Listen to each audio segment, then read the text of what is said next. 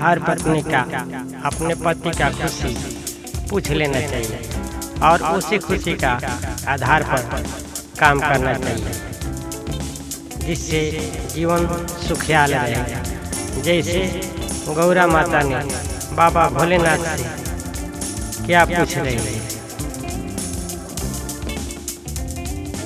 हम तो से पूछे गणेश के पापा, कोई से रहब खुशहाल है।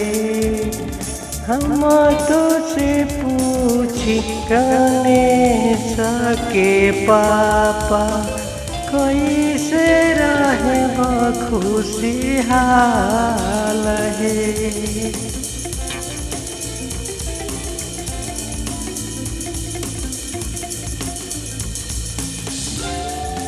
मेवा मिठाई रौरा मनौना भावे, मेवा मिठाई रौरा मनौना भावे, हरदम रहिले रौरा रूठल हे।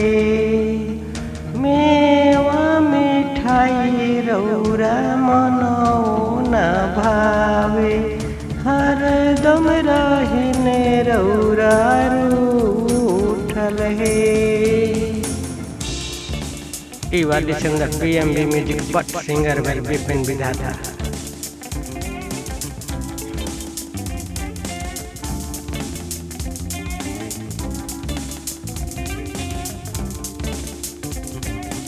गांजा धतूरे के ले आए दए गौरा, गांजा धतूरे के ले आई दए गौरा, भंगिया ले आई दकी पीस है।